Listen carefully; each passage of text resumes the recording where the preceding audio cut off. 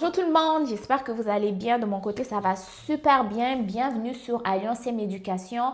Dans la vidéo d'aujourd'hui, on va parler du coût de la vie qui est insupportable actuellement au Canada, au Québec et dans le reste des provinces canadiennes.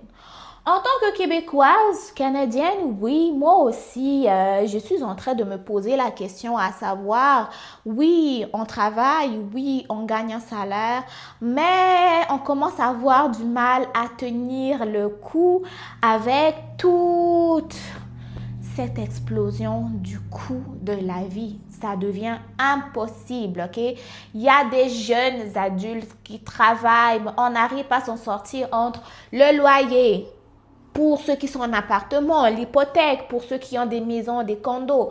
On n'arrive pas à s'en sortir avec l'alimentation, les factures, OK? Facture d'électricité, facture de téléphone, facture de ceci, facture de cela. Et les dettes. Les dettes, on en parle. Est-ce qu'on parle des dettes de crédit? On parle des dettes étudiants? Pour ce faire-là, je vous laisse regarder des témoignages des personnes, une fois de plus, qui vivent la situation. Moi, je ne peux pas vous en parler là, parce que si je vous en parle, on n'en finira pas d'en parler. Regardez les témoignages, OK? Des témoignages des gens qui sont dans la situation, OK? Dans la situation dont je viens de vous énoncer. Et ensuite de ça, on se retrouve à la fin des témoignages pour qu'on se partage des petits cues qui vont nous aider à faire des petites économies, même si en 2025, ça devient de plus en plus difficile d'économiser. Avant la pause publicitaire, il y a de ça 25 minutes, le public était plutôt d'avis que faire ses fins de mois, ou je devrais dire boucler ses fins de mois, c'est pas toujours facile. Pourtant, la plupart d'entre vous, j'imagine, avaient des jobs et être correctement payés. Pourtant, statistiquement, on est censé ne pas se plaindre. On aurait eu des augmentations de salaire qui auraient largement compensé pour l'inflation. Je ne sais pas si c'est comme ça que vous le sentez. Moi, c'est pas du tout comme ça. Je le dis en ouverture d'émission, j'ai toujours gagné ma vie, puis il y a des moments où, franchement, je me dis, est-ce que je vais en avoir assez pour finir mes jours? J'ai jamais eu ce sentiment. J'ai en face de moi des gens qui ont certainement de meilleures raisons que moi d'avoir été inquiets. Je vous les présente. Robin Gumery, merci, vous êtes venu du Saguenay. Yes. Yes, Ça fait plaisir. Mégane Bourdon. Et puis Joël Sirois. Joël, 2 enfants. Est-ce que vous arrivez à boucler vos fins de mois, vous? Je dirais que j'arrive à boucler les fins de mois en général. En général, mais il y a eu des temps plus difficiles. Il y a eu des temps plus difficiles, notamment avant la naissance de la première. Des cartes de crédit loadées, tout ça. Je dirais qu'on n'était pas encore très mature ces notions d'économie, tout ça. Puis quand on a eu notre enfance, ça nous a fait comme un genre de déclic. Robin, Oui. combien de jobs? 2 en plus de ma job de fonctionnaire provincial. Fonctionnaire provincial? Oui. Donc ça rapporte des sous quand même. Oui, mais c'est sûr qu'avec la pandémie, avec la crise économique qu'il y a eu, au niveau de l'inflation, ça a été difficile. Puis là, c'est plus vivable avec un seul salaire, là. Mais c'est parce que vous avez des goûts de consommation extrêmes ou parce que simplement c'est difficile? C'est difficile. Je dirais que, mettons, on parlait avant 2020, 2021, des logements 3,5, 4,5 au Saguenay, entre 4 puis 600 $. Puis juste pour vous donner une idée, je me suis séparé durant la pandémie, puis mon 3,5 que j'ai trouvé était 780 $. Donc 2 jobs en plus de la job de fonctionnaire. Exactement. Vous faites quoi? Je travaille dans une compagnie qui vend des cellulaires. Oui. Puis je fais du ménage aussi dans un centre d'entraînement sportif. Combien d'heures par semaine? Un bon 25 heures semaine. Plus la job. Exactement, qui est à 35 heures. Ça fait des grosses semaines Oui, pour boucler à peine le budget. exactement. Mégane, vous avez quel âge? J'ai 24 ans. Étudiante, vous ne faites pas beaucoup d'argent, mais vous avez accumulé des dettes. Oui, en fait, moi, quand j'ai commencé le collège, j'étais gérante.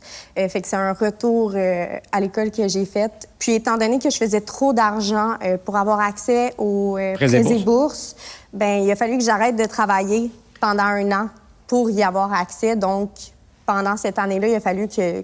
Vivre. Oui, c'est ça, exactement. Donc, j'ai fait des prêts personnels pour réussir. Qui doivent coûter cher en taux d'intérêt. Oui, oui. Et la dette, c'est combien à peu près? Bien, il ne s'agit pas seulement de cette dette-là, là, mais en tout et partout, j'ai entre 30 et 40 000 de dette actuellement. Ça fait peur, hein? Oui. À mon âge, oui. Est-ce que vous avez déjà pensé que la propriété, une maison, quelque chose comme ça, c'est un rêve accessible ou inaccessible? Bien, c'est sûr qu'actuellement, si on regarde le salaire versus le prix des maisons, je dirais que non, là. Robin? Ben, moi, je dirais que même au Saguenay, c'est difficile. Je me souviens d'une époque où je gagnais 14 de l'heure, qui n'était pas si éloigné. On était en 2014. J'étais riche, là. C'était fou, là. Mais c'est le même sentiment que j'ai, que j'étais riche il y a 10 ans et qu'aujourd'hui, avec à peu près les mêmes revenus, j'en fais pas tellement plus, mais que je suis vraiment, vraiment pas capable de payer ce que je me payais à l'époque. Joey, bon, on ne comparera pas par rapport à il y a 10 ou 15 ans. Vous étiez certainement pas sur le marché du travail. Mais avez-vous peur des fois? Ça fait peur, oui. Parfois, moi, je pense surtout à mes filles, à l'avenir qu'elles vont avoir, puis aussi au nôtre, à moi et ma femme. Dans quel avenir on va? J'ai l'impression qu'on est en train de changer d'époque pas mal. Elle est formidable, l'époque, c'est le cas de le dire. Exactement. On est vraiment en train de passer, j'ai l'impression, un cap de l'histoire. Est-ce que je peux me permettre, le revenu familial chez vous, on parle de combien à peu près? Je dirais, toute la famille, environ 60 000 brut. Et avec ça, vous n'arrivez pas? Ça se tient, mais on ne peut pas faire des plans sur la Lune, je dirais. Mégane, est-ce qu'à l'école, il y a d'autres étudiants et étudiantes qui sont dans des situations semblables? Oui, du moins au cégep à Joliette, là, la précarité, elle est extrêmement grande. Actuellement, je suis à la présidence de mon association étudiante. Puis, on met en place énormément de projets pour aider nos membres à subvenir à leurs besoins actuels. Jeune, je voyais 100 000 comme étant « wow, 100 000 par année, je vais être riche. Je vais être capable d'aller en vacances 10 fois par année, puis je vais pouvoir faire le tour du monde, puis comme je veux. » Je suis quelqu'un qui gagne 100 000 et plus. Puis c'est plus ça, c'est pas ça. C'est pas ça du tout. 100 000 par année, c'est plus ce que c'était. Le coût de la vie a tellement augmenté rapidement. Dans le temps, on consacrait pas autant de notre revenu à se loger et à se nourrir. Tu sais, c'est juste ces deux affaires-là. Là. Fait que je vois pas quelqu'un qui gagne 100 000 comme étant my God, my God. Je connais des gens qui ont 100 000, ils n'ont même pas d'auto parce qu'ils n'ont pas les moyens de s'en acheter. Parce qu'ils ont pris la décision consciente de s'acheter une maison. Puis on dit... Je vais acheter une maison parce que c'est un actif qui peut prendre de la valeur dans le temps, puis je vais sacrifier l'auto. Je vais prendre le transport en commun. Mais quand j'étais jeune, 100 000, là, je voyais pas, moi, prendre le train de banlieue à 100 000 par année. Je voyais pas prendre l'autobus, puis attendre dans le froid, là, avec la slush là, qui te revole à chaque fois qu'il y a un auto qui passe en avant de toi. Je voyais pas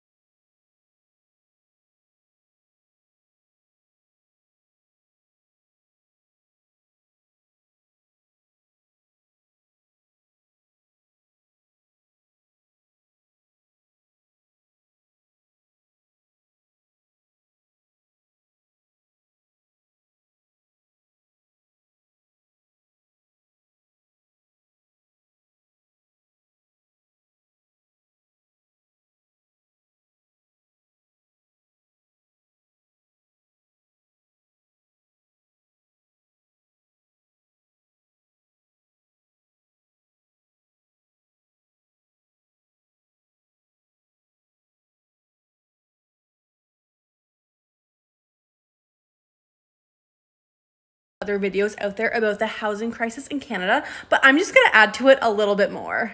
So I recently moved in with my partner. We are living in a 3-bedroom townhouse in Langley, British Columbia. Langley, British Columbia. I need to specify Langley, not Vancouver. We are an hour at least outside of Vancouver, depending on traffic.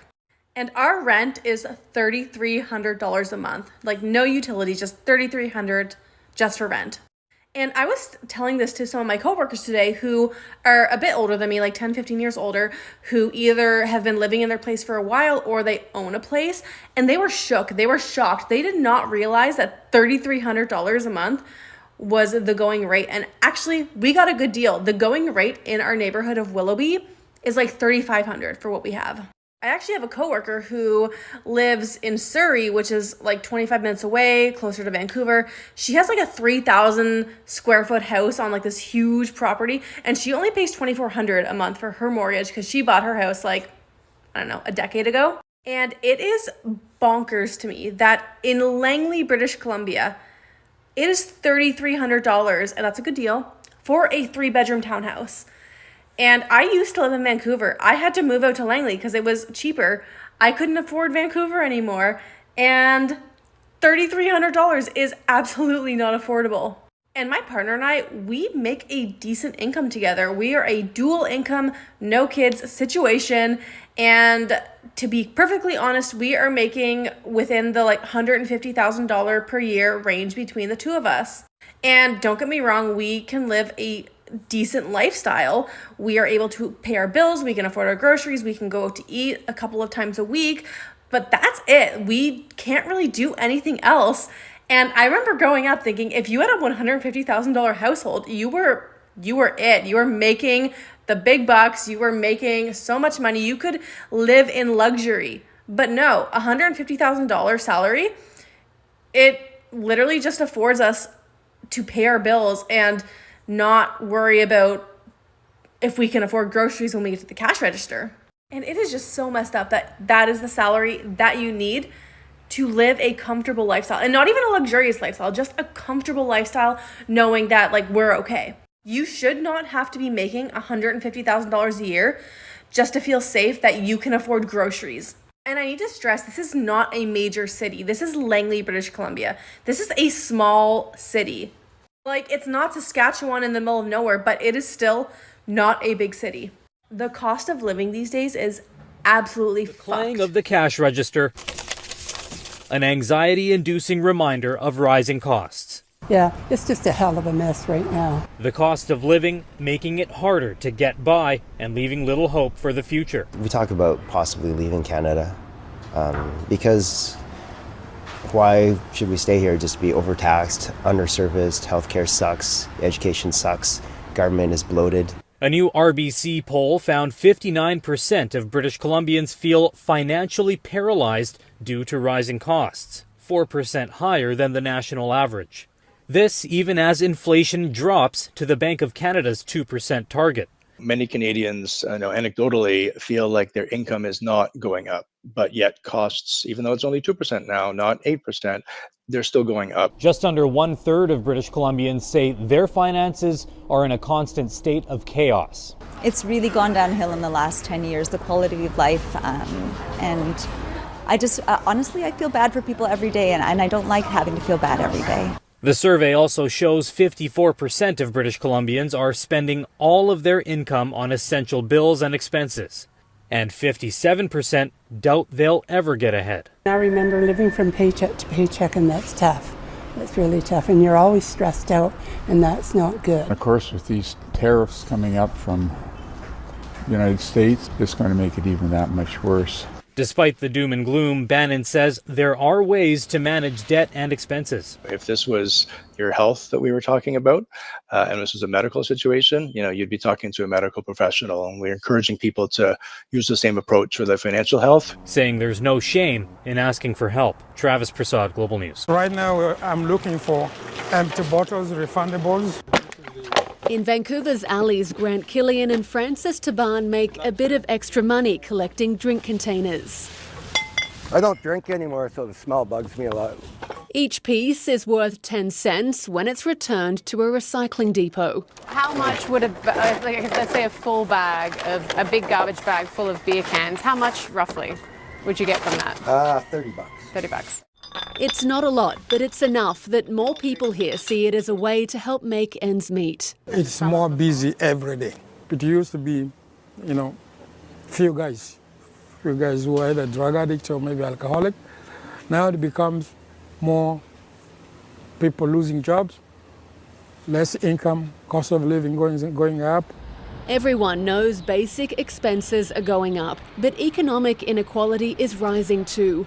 Canada's income gap, that's the difference in the share of disposable income between well-off and struggling households, is now the widest it's ever been. And it's particularly has been tough on the people at the bottom of the income distribution. They're also more likely to be affected by economic uncertainty and job losses. Turning that around would require targeted policies like better income supports, says this economist. And so we actually need a government that pays attention, basically to the vast majority of people who aren't rich, who are struggling with the day-to-day cost of living. Yeah. Thank you. Thank you very much. Some who collect and recycle Vancouver's trash for money say the work keeps them motivated and active, even if it's exhausting and tedious. Look at him. He's carrying all those, and he hasn't made even $10. One job is not enough to survive in Canada. Just finished a 9-to-5 shift here with my friend. Followed him home. So this guy was like, turning on his Uber Eats, Instacart. And I'm like, bro, are you not going to go home and rest? He's like, no, he's going to work Uber Eats, And I'm like, why? He's like, because what salary he makes from one job alone is just for him to use and pay rent. The other ones is for him to, to be able to pay other bills. Last week he got laid off. So now he has to work extra just to make, just to make a living. And that's crazy. As you're doing your 9-to-5, please don't forget to create a business for yourself. Don't forget to get an extra source of income for yourself, because the way companies are laying off people nowadays is crazy. Very, very crazy. Shalom. Disclaimer, je ne suis pas une experte des finances. Je suis une citoyenne lambda, novice dans le monde des finances, mais qui applique quelques astuces pour essayer de se mettre un peu d'argent de côté, parce qu'en 2025, on n'a pas le choix si on veut survivre et voir de quoi a l'air 2026 tout simplement. Donc, moi, de mon côté, ce que j'ai commencé à faire pour mettre un peu d'argent de côté depuis quelques années, tout simplement, me débarrasser de tout ce qui est carte de crédit. Les cartes de crédit, c'est un poison. C'est un poison, c'est un poison. C'est un poison, en fait, c'est un cadeau empoisonné, mais il y a plus de poison que de cadeaux. Les cartes de crédit, là, quand tu viens tout fraîchement de finir ton école, tu viens de commencer ton travail, tu commences à travailler et tout, tu vas ouvrir un compte bancaire. Bon, tu peux ouvrir ton compte bancaire pendant que tu es à l'école aussi. Mais quand tu finis de travailler, les banques, quand tu finis d'étudier, tu deviens une jeune professionnelle, les banques te voient comme ça. On dirait en fait, tu as des étincelles qui sortent de tes yeux. Même quand tu ne te rends pas à la banque, on dirait que ton compte est en train de flasher comme ça, flasher au niveau de la banque. On dit, celle-là aurait peut-être besoin d'une carte de crédit. Et voilà, on t'appelle, on t'envoie des courriels. Oh, mais vous êtes éligible à une carte de crédit de 4 000, vous êtes éligible à une carte de crédit de 7 000. Oh, vous avez même la possibilité d'augmenter votre marge de crédit à 10 000. Toi, tu vois ces 10 000. Je viens de commencer, j'ai un salaire de $21 de l'heure. Je peux prendre la carte de crédit, oui, c'est pas grave, mais je vais faire mes achats et après avoir fait mes achats, de toute façon, je vais rembourser. C'est tentant. Tu prends la carte de crédit de 10 000, ok.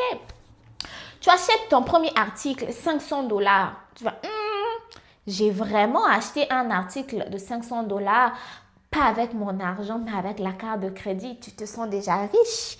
Or, ce que tu oublies, les $500, il faut que tu les rembourses dans la carte de crédit. Mais non, dans ton compte chèque, tu viens de recevoir par exemple ton 2000 ou ton 1600 de salaire. Si tu enlèves les 500 que tu as dépensés dans la carte de crédit, il te reste $1000. Ok, avec $1000, tu n'as pas encore payé le loyer, tu n'as pas encore payé la voiture, tu n'as pas encore payé l'électricité, pas encore payé payer le téléphone, tu n'as pas encore payé ta bouffe et tu t'es pas mis chic et tout. Dis, oh, non, ce mois-ci là, je vais laisser passer la carte de crédit, je vais la payer le mois prochain ou dans 2 semaines, une fois que j'aurai reçu ma paye. Ok, tu n'as pas payé. Là, on est déjà à 500, on est déjà à 9500, hein, la carte de crédit.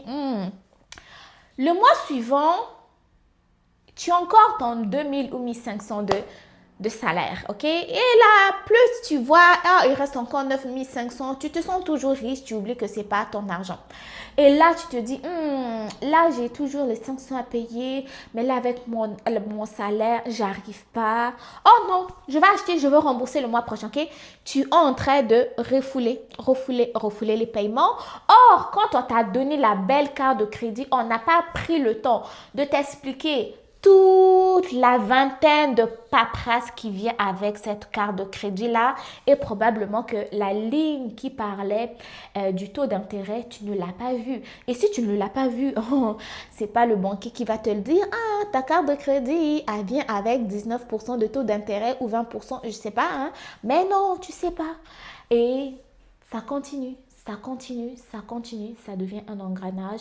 À un moment donné, tu réalises que avec ton salaire, tu ne peux pas clairer complètement ta carte de crédit. Tu vas payer les montants minimum et à un moment donné, tu n'es même plus capable de payer le montant minimum et là, tu en es là. OK? Donc, si vous pouvez régler la carte de crédit, réglez-la et vivez selon votre niveau. OK? Ne vivez pas au-dessus de vos moyens. Je sais que les réseaux sociaux nous influencent beaucoup. Facebook, TikTok et tout, il y a des trends tout le temps. Ça, c'est à la mode. Là, c'est... Et surtout Pinterest, ce poison-là. Quand tu rentres dans Pinterest, tu vois ça, on dit, ça là, j'en ai besoin parce que j'ai un pantalon de telle couleur. Là, je peux marier avec telle chaussure. OK. Ou tu rentres dans Marketplace, il y a une voiture là, rabais, le moteur va bien, pas trop de kilométrage, je pourrais changer mon char alors que tu n'en as pas besoin. Attention, ok? Ne vis pas au-dessus de tes moyens et surtout, n'achète pas les choses dont tu n'as pas vraiment besoin parce qu'ils sont moins chers, ok? Donc, très important. Deuxième cue aussi, ça va être plutôt de épargner. Épargner, c'est important. Je sais que parler d'épargne en 2025, c'est chose presque impossible, mais je sais que si tu le veux, tu peux le faire. C'est pas compliqué. Épargne $50, ok? $50 là, mets-le dans un compte CELI ou un compte REER. Un compte CELI, pas un compte CELI comme ça où tu mets les $150, demain c'est encore $150. Mets-le dans un compte CELI investissement qui va te rapporter des gains, ok? Choisis, regarde un peu dans la banque avec laquelle tu fais affaire et regarde c'est quoi les comptes d'investissement qu'ils ont, ok? Soit c'est CELI, CELI fixe ou CELI avec des bénéfices et tout, mais prends le CELI qui va te rapporter des gains où la banque peut investir pour toi. Parce que si tu mets dans un CELI ordinaire, rien n'aura augmenté. C'est le même montant que tu as mis que le même montant que tu vas retrouver. Ok, donc mets un peu dans les CELI investis. Si tu vas mettre 50, c'est 50. Si c'est $100, c'est $100. Mais c'est quelque chose qui va te rapporter un peu. Et aussi, en ce qui concerne le compte REER, en fait, ce qui est bien, c'est que c'est de l'argent que tu ne pourras pas toucher comme tu veux et ça t'évite aussi de payer des impôts. Ok, donc si tu gagnes un peu plus que $100 000 par année, essaie de mettre un peu d'argent de côté dans le REER pour t'éviter de payer des impôts. Et aussi le fait que l'argent soit dans le REER, tu sais que si tu vas le chercher là-bas, tu vas être imposé. Est-ce que tu vas prendre le risque d'être imposé tout de suite alors que cet argent-là peut te servir demain? En même temps, CELI, ça vient aider un peu au niveau de la retraite parce que si du jour au lendemain, tu n'as plus de travail, ce petit argent que tu as mis de côté, ça pourra t'aider. Hein? Donc, ça, c'est des petits coups que moi, j'ai commencé à faire depuis quelques années et il faut que je continue parce que 2025, c'est... En tout cas, j'ai raison de ne pas aimer les chiffres impairs, mais on va espérer quand même que la situation va bien aller. Si vous êtes des experts en finance, si vous avez des astuces, des cues qui fonctionnent mieux pour vous, parce que je sais que tout le monde n'est pas dans la même situation, mais partagez-nous dans les commentaires pour que nous aussi nous puissions apprendre de vous. Si vous avez aimé la vidéo, vous savez quoi faire. Abonnez-vous, partagez, activez la cloche de notification et on se dit à très bientôt pour une nouvelle vidéo. Bye bye!